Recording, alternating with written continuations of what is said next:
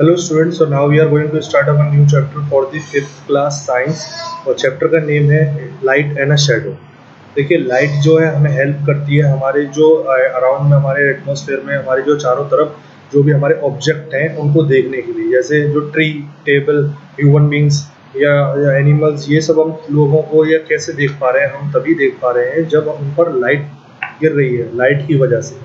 तो लाइट जो है हेल्प करती है हमको काउंटलेस ऑब्जेक्ट्स के जो कलरफुल जो ऑब्जेक्ट्स हैं ना वो देखने के लिए, जिसमें हम green colour, red colour, blue colour ये हम कैसे आइडेंटिफाई कर पा रहे हैं बिकॉज ऑफ अ लाइट। तो उसी से रिलेटेड हम इस चैप्टर में पढ़ने वाले हैं लाइट और शेडो क्या होता है।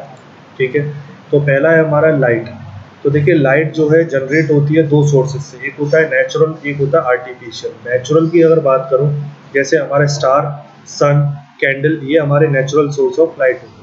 आर्टिफिशियल जैसे बल्ब, ट्यूबलाइट, ये हमारे क्या है, आर्टिफिशियल सोर्स होते हैं। ठीक है, हमारी जो लाइट होती है वो जो ट्रेवल करती है वो स्ट्रेट लाइन में करती है। ठीक है, बिल्कुल सीधी लाइन में ट्रेवल करती है जो लाइट जो। अब डेली लाइफ में डिफरेंट टाइप ऑफ मटेरियल्स होते हैं जिसको हम यूज़ करते हैं, जिन पर लाइट गिरती है। कुछ ऐसे ऑब्जेक्ट जिनमें से लाइट पास हो जाती है, कुछ ऐसे ऑब्जेक्ट जिनमें से लाइट पास नहीं होती, तो उन्हीं के बारे में हम पढ़ेंगे नेक्स्ट। तो कुछ ऐसे ऑब्जेक्ट जिस पर लाइट फॉल होती है और उसके बाद वो उनमें से पार नहीं होती, यानी कि रिफ्लेक्ट मतलब ट्रांसपेरेंट नहीं होती, उनको कहते हैं ओपेक ऑब्जेक्ट्स। जैसे रॉक, मेटल, रबर, वुड। ठीक है, ये कैसे एग्जाम्पल हैं ये ओपेक ऑब्जेक्ट्स के, जिन पर लाइट गिरती तो है लेकिन पीछे नहीं निकलती नहीं है उनमें से। ठीक है, उसके बाद जो नेक्स्ट है हमारे कुछ ऐसे जैसे ऑब्जेक्ट जिनमें से लाइट पास होती है लेकिन थोड़ी बहुत लाइट पास होती है। ठीक है, उनको कहते हैं ट्रांसलेंट ऑब्जेक्ट। ठीक है, उनको क्या कहते हैं, ट्रांसलेंट ऑब्जेक्ट। जैसे फ्रोजन, जैसे आप बर्फ का पीस देखते हो, आइस देखते हो, उस आइस में से हल्की फुल्की लाइट पास हो रही है। प्लास्टिक के कुछ ऐसे बॉक्स होते हैं जो ब्लर टाइप के होते हैं, वो हो गए। वैक्स पेपर हो गए, या फिर कलरफुल ऑब्जेक्ट्स हो गए, ग्लासेस हो गए, जैसे ग्रीन कलर का ऑब्जेक्ट हो गया या रेड कलर का कुछ ग्लास हो गए। तो उनमें से जब लाइट पास होती है तो वो बहुत ही हल्की, थोड़ी बहुत ही लाइट पास होती है, तो उनको कहते हैं ट्रांसलेंट।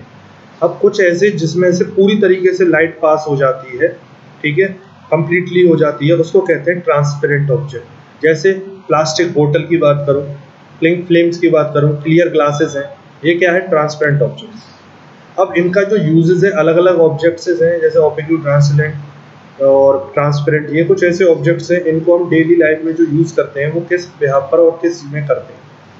तो जैसे हम बोर्ड का यूज़ करते हैं, लकड़ी का यूज़ करते हैं, जैसे फर्नीचर है, डोर है, कैबिनेट, होम, हॉस्पिटल और ऑफिस में, उसको हम यूज़ करते हैं ओपेक ऑब्जेक्ट्स। अब जैसे डोर वगैरह लगे, उसके अंदर जो विंडो है जिसमें हमें कांच का यूज़ करना है, तो उसमें हम और ट्रांसपेरेंट और ट्रांसपेरेंट दोनों ही ऑब्जेक्ट्स का इस्तेमाल करते हैं। अब इमेजेस के थ्रू देखिए, आपके ऑब्जेक्ट तीन तरीके के हो गए ओपेक, जिसमें से देखिए ये बोर्ड है, बिल्कुल देखिए नहीं रहा, आर पार नहीं दिख रहा।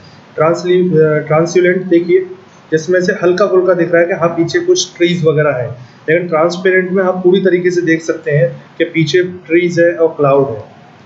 ठीक है, नेक्स्ट जो टॉपिक है वो है आपका शेडो। तो देखिए एक ऑब्जेक्ट जब किसी लाइट सोर्स के बीच में आ जाता है, यानी कि ऑब्जेक्ट का मतलब कोई भी ऐसी वस्तु, कोई भी ऐसी चीज़ जो कि लाइट के बीच में आ, जैसे अगर किधर से लाइट आ रही है और बीच में कोई ऑब्जेक्ट आ जाए, तो वहाँ उसके जो पीछे एक डार्क शेप बनती है, एक डार्क कलर की एक शेप बन जाती है जो कि सरफेस के ऊपर। ठीक है, उसको हम क्या कहते हैं, उसको कहते हैं शेडो। ठीक है, शेडो जो है किस डायरेक्शन में फॉर्म होती है, वो अपोजिट डायरेक्शन में फॉर्म होती है लाइट की। जैसे लाइट अगर इधर से आ रही है तो शेडो फॉर्म होगी अपोजिट डायरेक्शन। ठीक है, अगर ओल्डन डेज की बात करूँ तो जैसे सनडायल, जैसे ये देखिए, ठीक है, तो शेडो जो है आपकी लाइट इधर से पड़ रही है और शेडो कहाँ बन रही है, उसकी अपोजिट डायरेक्शन, जो कि इंडिकेट करती थी कि दिन के कितने बज रहे हैं, या टाइमिंग का हम इसी से पता करते थे पहले टाइम। अब देखिए कंडीशन क्या क्या है, जब शेडो फॉर्म होती है तो क्या क्या चीज़ों की ज़रूरत पड़ती है। ठीक है, इसेंशियल कंडीशंस क्या है, सबसे पहले तो सोर्स ऑफ लाइट होनी चाहिए, यानी कि एक ऐसी लाइट होनी चाहिए, या तो वो आर्टिफिशियल हो या फिर वो नेचुरल लाइट हो, उससे मतलब नहीं है, लेकिन एक सोर्स ऑफ लाइट होनी चाहिए जिस पर जिसकी वजह से वो शेडो फॉर्म हो। ठीक है, या तो कैंडल ले लीजिए या टॉर्च ले लीजिए, या आप सन में यूज़ कर सकते हैं। उसके बाद हमें दूसरी कंडीशन है शेडो फॉर्म करने के लिए, वो है ऑब्जेक्ट। अब ऑब्जेक्ट जो है वो आपका ओपीक्यू ऑब्जेक्ट होना चाहिए, यानी कि ऐसा ऑब्जेक्ट जो कि ट्रांसपेरेंट उसमें से लाइट पास ना हो। ठीक है, आप ट्रांसपेरेंट ऑब्जेक्ट भी ले सकते हो, लेकिन अगर आपको बेहतर तरीके से देखना है कि शेडो क्या होती है, कैसे फॉर्म होती है, तो आपको जो ऑब्जेक्ट यूज करना है वो है ओपीक्यू ऑब्जेक्ट, जिससे की मदद से आप डार्क कलर जो है वो शेडो आप देख पाओगे। तो आप अपना हैंड ले सकते हो या टेबल ले सकते हो, डोर ले सकते हो, कुछ भी चीज़ आप इसमें इस्तेमाल करो। उसके बाद लास्ट है, आपको क्या जरूरत पड़ेगी, स्क्रीन और सरफेस कह सकते हो।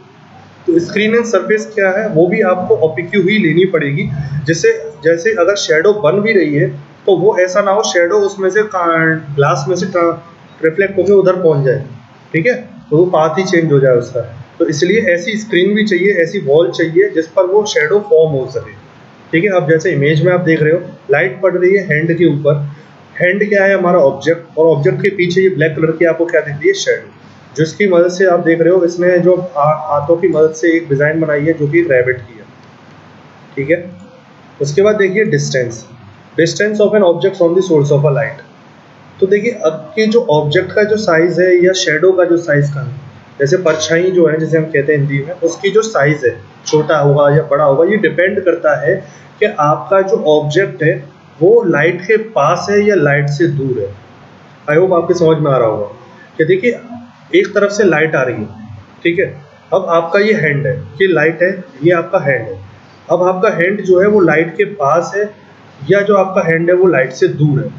इस पर डिपेंड करता है कि जो पीछे शेडो बनेगी उस ऑब्जेक्ट के, वो बड़ी होगी या छोटी होगी। ठीक है, अब देखिए कुछ एग्जाम्पल के थ्रू मैं आपको समझाता हूँ। देखिए आपका जो जितने पास आपकी इमेज होगी लाइट के पास, उतनी ही बड़ी शेडो पीछे फॉर्म होगी, और अगर लाइट के जितना दूर होगी ऑब्जेक्ट, उतनी ही हल्की सी या छोटी शेडो फॉर्म होगी।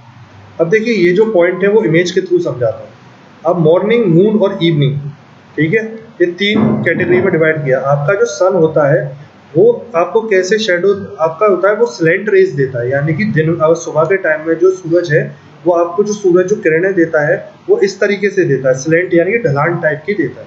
ठीक है, इसलिए सुबह जो है शेडो जो है बहुत बड़ी बनती है। ठीक है, उसके बाद दोपहर में जो सूरज होता है वो ऑब्जेक्ट मतलब ऊपर आ जाता है, जिसकी मदद से जो ऑब्जेक्ट की जो शेडो होती है वो बहुत ही छोटी बनती है। ठीक है, उसके बाद देखिए इवनिंग में जो है फिर से वो सूरज ढलता है, नीचे आ जाता है, तो वो ऑब्जेक्ट पे जब पड़ता है तो उसकी जो शेडो है वो बड़ी बनती है। ठीक है, वो दोबारा से स्लैंट, यानी कि आप कह सकते हैं कि जो ऑब्जेक्ट की शेडो है, सूरज जो है या कैंडल किसी की बात करो आप, वो मॉर्निंग और इवनिंग में बड़ी शेडो बनती है और दोपहर के टाइम में छोटी शेडो बनती है। ठीक है, यहाँ पर आपका ये चैप्टर कंप्लीट होता है। होप आपके यहाँ चैप्टर समझ में आया होगा, light and shadow. So thank you class, thank you so much.